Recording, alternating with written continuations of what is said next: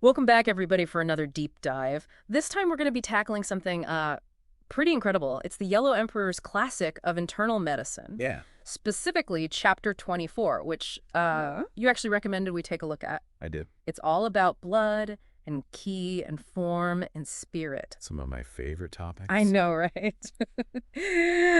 So much to unpack here. Now, before we dive into the nitty-gritty, Okay. let's make sure everyone's on the same page about this whole Kai thing. Yes. What exactly are we talking about when we say Ki? So key is kind of like, imagine you're super passionate about something, you know? That feeling of like energy and aliveness and engagement, Yeah. that's K. It's a vital energy or life force that flows through all of us. So it's not like just this vague, mystical concept. We're talking about something real and tangible. Absolutely. It's what animates us, keeps our organs functioning. And in traditional Chinese medicine, illness is often seen as a disruption or imbalance of this K. Okay, so this chapter really goes deep into how our physical form, emotions, and this vital energy all kind of work together to impact our health. Exactly.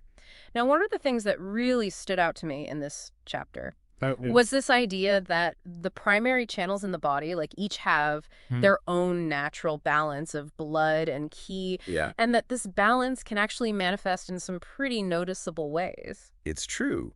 The text describes 6 main channels: Taiyang, Shaoyang, Yangming, Taiyin, Shaoyin, and Chuyin, Wow. each with a unique balance. Yeah. And so someone with a lot of Taiyang energy, for example, Okay. might be like really flushed, have a red complexion, feel warm easily, even have like a fiery personality. Think of like a stereotypical hothead. Then, like, our personalities are kind of hardwired into these energy channels. This is a hardwired, but the text definitely suggests a strong connection.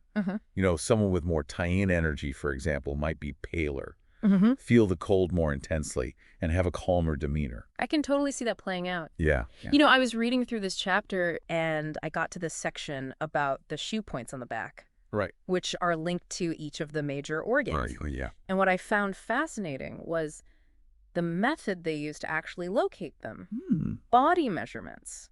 You know, it's really a surprisingly practical system for something so ancient. Yeah. Imagine using like a flexible reed to measure the distance between your nipples, Okay. and then using that measurement to pinpoint corresponding points along your spine. Wait a minute. Like a reed ruler. So this ancient measuring system lines up with modern anatomy. Well, it's more than just a coincidence. While we don't use reeds today, Right. some of these shoe points do correspond to areas where nerves cluster near the spine. Wow. It really speaks to their understanding of the human body, That's incredible. their powers of observation. And it gets even more interesting when we get to this idea of connecting our physical form and emotional state to where illness might show up in the body. They lay out like 5 specific scenarios, right? They do. And it's fascinating how they recognize this link between our inner and outer worlds thousands of years ago. Yeah. For example, they describe someone with a joyful form, but their intent is pained.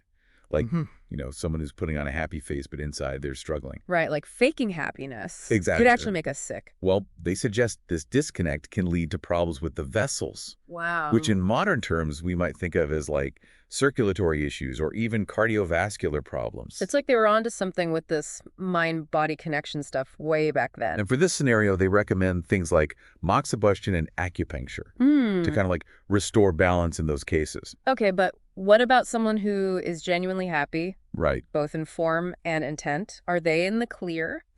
That's the second scenario.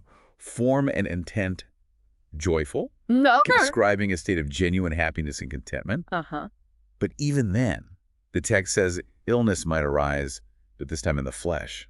Interesting. So even if you're feeling good emotionally, there can still be physical imbalances. Exactly. It highlights the importance of balance and flow, even when we feel fine. And what did they recommend for this scenario? Well, they say needles and stone tools. Stone tools. What did they do with those? It's believed to refer to early forms of massage or acupressure, Ah. using tools to work on the flesh and promote healing. So they were into hands-on therapies even back then. Absolutely. It really makes you think about how connected our emotions and our physical health really are. Right.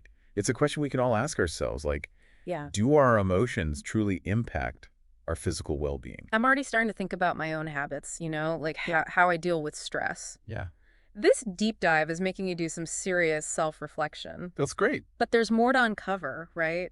The text also gets into specific needling techniques and talks about releasing like harmful elements. And that's where we'll pick up in the next part of our deep dive. Ooh, can't wait to dig into that. Me too. Stay tuned, everyone. See you then. Welcome back. We're picking up right where we left off in the Yellow Emperor's classic of internal medicine with those needling techniques. Okay, yeah, those needling techniques. So the text really dives into those. And you know that whole idea of harmful kind that we touched on in the last part? It's got me thinking, like, is that some sort of negative energy that we need to, like, clear out of our systems? It's not so much about good or bad energy. Harmful, in this context, more refers to stagnation. Stagnation. Yeah, think of it like a river with debris building up. Okay. The water can't flow freely, right? Right. In the same way, when Kyer blood doesn't circulate properly in the body, it can lead to problems. So it's less about, like, some evil energy. Exactly. And more about blockages and imbalances. It's a great way to put it. Okay, cool. So the text is saying that needling certain points can help release those blockages. Yeah. It actually goes into detail about how needling each of the 6 channels has a particular effect. For instance, needling the Yang Ning channel, which is associated with the stomach and large intestine, is said to release both blood and qi. Interesting. It makes me think of how acupuncture is sometimes used for digestive issues today. Right. Like, is that connected to this idea of releasing blocked energy in the Yang Ming channel? It's a fascinating connection to consider. And then it mentions needling the Taiyang channel, which governs the bladder and small intestine. And it says that releases blood and harmful qi. Right. Okay, wait a minute. So if needling the Yang Ming releases blood and qi, what's different about the release from the Taiyang with this harmful qi thrown in? That's a great question. Yeah. And I think the key lies in understanding the specific role of each channel. The Taiyang is seen as our defense system against external pathogens. Okay. So harmful qi, in this case, could be what we might call toxins. Oh, like invaders. Exactly. Things that have, like, gotten into the body from the outside. So needling that point is like helping the body fight them off. It's a way of thinking about it. Interesting. By restoring balance in the Taiyang channel, we're strengthening the body's natural defenses. I like that. And there's more. Needling the Shaiyang, which is associated with the gallbladder and triple burner, releases qi and harmful blood. Now it's the blood that's harmful. What does that even mean? Well, in this context, think of it as blood that's not circulating efficiently. Or maybe blood that's carrying metabolic byproducts that need to be cleared out. Remember, the Shaiyang is involved in digestion and metabolism. So harmful blood here could be pointing to blockages in those systems. So each channel is like a microcosm of the body. It's pretty incredible, right? And while our understanding of the body has evolved since this text was written, of course, it's amazing how some of these ancient principles still resonate with modern ideas about health and well-being. Totally. It's like they were tapping into something fundamental about how the body works. This whole idea of restoring flow and clearing blockages, it applies to so many things in life. It does. Even stress. Think about how stress can create tension in our shoulders or knots in our stomachs. Exactly. That tension, those knots, they can be seen as forms of blockage, disrupting the natural flow of energy.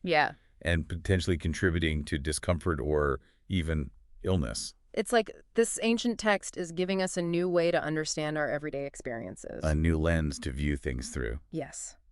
And I think it deepens our understanding of the mind-body connection. Absolutely. We're really starting to uncover some profound insights here. Oh, yeah. And speaking of profound insights, remember those 5 scenarios from the last part? I do. The 5 scenarios that connect our physical form, our emotions, and where illness might show up. Yeah, exactly. I'm so curious to see how those ancient ideas might apply to our lives today. Well, get ready, because that's where we're headed next. Awesome. Can't wait. Okay, so we're back for the final part of our deep dive into the Yellow Emperor's classic of internal medicine, and we've covered so much ground already. We have. From Kapi and the 6 channels to those needling techniques. All fascinating stuff. But now it's time to really dig into those 5 scenarios that link our physical form, emotions, and illness. All right, let's do it. These scenarios, they really offer a window into this holistic view of health, where mind and body are completely intertwined. Okay, so let's jump in just to refresh our memories. Yeah. What were those 5 scenarios again? Okay, so each scenario basically describes a different internal and external state and gives us insight into where illness might kind of take root. Okay. The first one is form joyful, intent pained. Okay. So picture someone who's putting on a brave face, appearing happy, Right. but inside they're dealing with turmoil or stress. Yeah, it's like that pressure to just keep it together, no matter what you're feeling inside. And the text suggests that this disconnect between our inner and outer experiences can lead to problems with the vessels. So in modern terms, we might think of that as like circulatory issues, Right. maybe even cardiovascular problems. It really aligns with what we know today about the impact of chronic stress on the heart, Yeah, that's fascinating. isn't it? And the recommended treatment for this scenario is moxibustion and needling. Techniques aimed at warming and invigorating the flow of qi and blood. So bringing things back into balance. Right. Okay, so what about the opposite? Someone who's genuinely joyful, Yeah. both in form and intent. That's our second scenario. Form and intent joyful, Okay. describing a state of true happiness and contentment. But even then, the text suggests that illness might arise, Really? but this time in the flesh. So even when we're feeling good emotionally, we're not totally immune to physical imbalances. Exactly. It really highlights the importance of maintaining balance Right. and flow even when we feel great. And what did they recommend for this scenario? Needles and stone tools. Stone tools again. Yes. It's believed to refer to early forms of massage or acupressure, using tools to work on the flesh and promote healing. It makes you wonder if those ancient practices were onto something. You know, maybe we're rediscovering some of that wisdom today with the rise of massage therapy and bodywork. Yeah, it's something to think about. Okay, so on to scenario number 3. Form suffering, intent joyful. So this is someone going through something physically difficult, Exactly. maybe pain or injury. But they're remaining positive and resilient in spirit. I imagine that inner strength could be crucial for healing. Absolutely. And in this scenario, the text suggests that illness arises in the tendons. Okay. And the recommended treatment is heated compresses and stretching techniques. So again, it's about restoring flow and flexibility. Right. But in this case, targeting the tendons specifically. Exactly. Addressing the area where imbalance is showing up. Okay, so the fourth scenario sounds a bit heavier. It does. Form and intent suffering. So both the physical and emotional states are in distress. Right. And the text suggests this leads to problems in the throat and esophagus. Wow, that's intense. It is. And the recommended treatment is an array of herbal medicines. It really speaks to the different ways ancient cultures approached healing. It does. Okay, we've got one scenario left. All right. The fifth one. What is it? Form frequently startled or fearful. Oh, wow, that's so relevant today. Isn't it? Like living in a constant state of fight or flight. Exactly. And the text suggests this can lead to blocked meridians and collaterals, resulting in numbness or a lack of sensation. So like a disconnect from the body? And the treatment. Massage and medicinal brews. So even back then, they recognized the importance of calming the nervous system and restoring a sense of safety and groundedness. These 5 scenarios, they really paint a fascinating picture of how interconnected our physical, emotional, and spiritual well-being truly are. It's amazing how much wisdom is packed into these ancient texts. It's incredible. And while the specific treatments might seem ancient, Of course. the underlying principles are still so relevant to our lives. Absolutely. I know I'm leaving this deep dive with a lot to think about. Me too. You know, like my own patterns of holding tension or maybe not addressing emotional stress. That's all about awareness. Yeah. And it makes me wonder if those patterns might be contributing to physical discomfort or even illness. That's a powerful question to ask yourself. It is. This has been such an eye-opening conversation. It has. I have a whole new appreciation for these ancient texts. That's great to hear. And it's definitely sparked a lot of questions I want to keep exploring. That's what it's all about. Always more to learn. So to everyone listening, we encourage you to reflect on your own emotional and physical state. Yeah. Where are you holding tension? Where do you feel that sense of flow? Good questions. And how can you cultivate greater balance in your own life? Until next time, keep diving deep. See you then.